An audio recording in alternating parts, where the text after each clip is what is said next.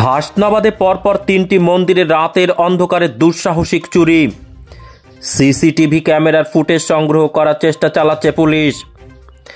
উত্তর 24 পরগনার বসিরহাট মহকুমার হাসনাবাদ থানার টাকি পৌরসভার চৌরঙ্গি মোড়ের ঘটনা। জানা যায় আজ ভোররাতে যখন সবাই শীত ঘুমে আচ্ছন্ন, ঠিক সেই সময় চৌরঙ্গি মোড়ে পরপর 3টি মন্দির থেকে প্রায় লক্ষাধিক টাকার প্রণামী বাক্স সহ সোনার অলংকার এবং পিতলের বাসন সহ বহু মূল্যবান সামগ্রী নিয়ে পালায় চোরের দল।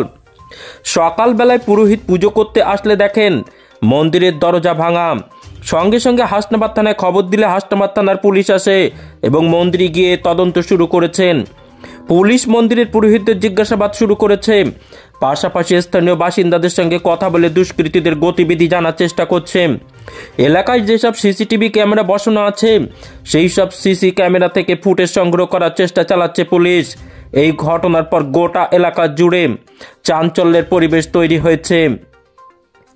এমএস নিউজ বাংলা চ্যানেলের পরবর্তী খবর সবার আগে পেতে ইউটিউবে চ্যানেলটি সাবস্ক্রাইব করুন, ফেসবুক পেজ ফলো করুন, ফলো বাটন ক্লিক করুন এবং সেই সঙ্গে আমাদের এই খবরটি ফেসবুকে প্রচুর পরিমাণে শেয়ার করুন। ঘটনাটা তো ভোরবেলা এসে দেখি ঠাকুরের সমস্ত সব একদম খুলে খেলে শাড়ি টাড়ি সব খুলে রেখে চুল টুল নামিয়ে সমস্ত যা ছিল ওনাদের গায়ে সমস্ত সব খুলে নিয়ে চলে গেছে। আমি এসে দেখি ওনারা লন্ডভন্ড অবস্থায় দাঁড়িয়ে আছে। আপনারা দেখলেন কখন জিনিসটা? আমরা দেখি আমার তো সেবাই তো আসে 5টা এরকম হবে, 5টার সময় কি এরকম সময় 4:30 5টার মধ্যে আর। আপনারা কি কাউকে সন্দেহ করছেন এই বিষয়ে? না বাবা, কারো সন্দেহ করছি না। কি সন্দেহ করবো? দেখতে পারিনি, ধরতে পারিনি, কি করে সন্দেহ করবো? আপনার এখানে ছাড়া আর কোথাও চুরি হয়েছে? হ্যাঁ, গোপাল মন্দিরে হয়েছে আর ওই আনন্দময়ী মা কালীর মন্দিরে ওখানে হয়েছে।